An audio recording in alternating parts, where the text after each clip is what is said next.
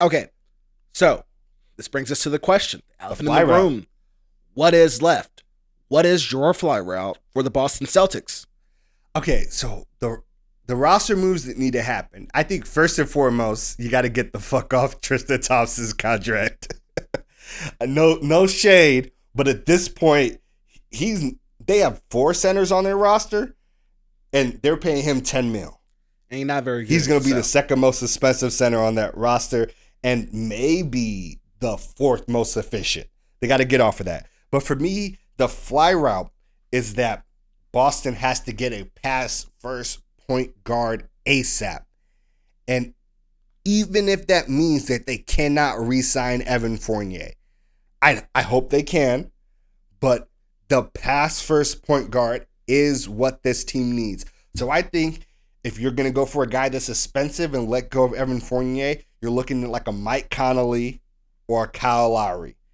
If you're looking at the mid-range type of guys, you're looking at like a Lonzo Ball or like a Spencer Dinwiddie coming off the ACL injury.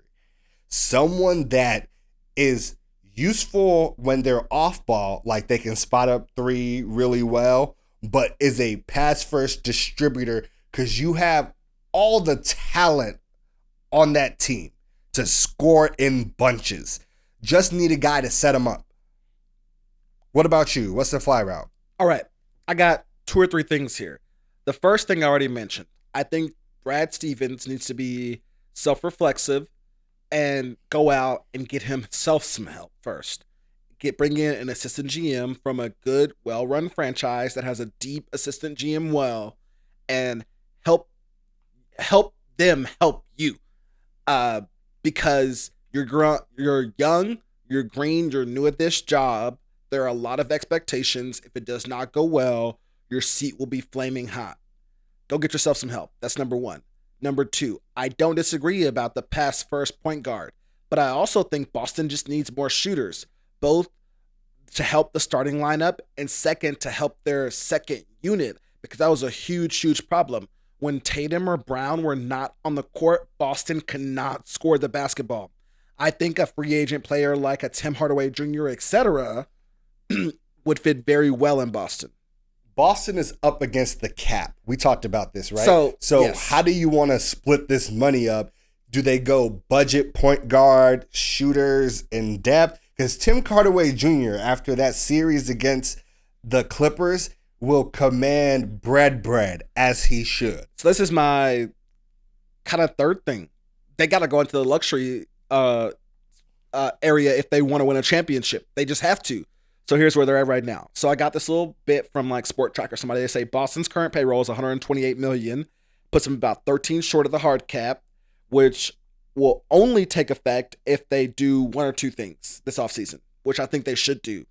The first is receive a player in a sign-in trade or use their full mid-level exception, or they could just use their taxpayer mid-level exception instead of the full mid-level exception in order to avoid the hard cap. They also have a $9 million trade exception. Yes. So they have that 13 to work with.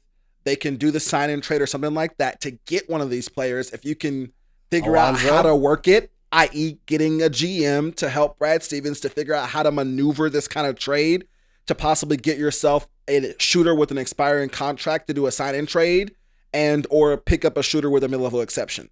I think those 3 moves, Brad Stevens' help, point guard / shooter, which I think you can find some people who are both, and going to a luxury cap space. Also, fourth, getting the fuck off Tristan Thompson. Oh, that too. I don't disagree with that whatsoever. I don't think we disagree about anything here. I think we're all on the same page. That's the fly route for Boston.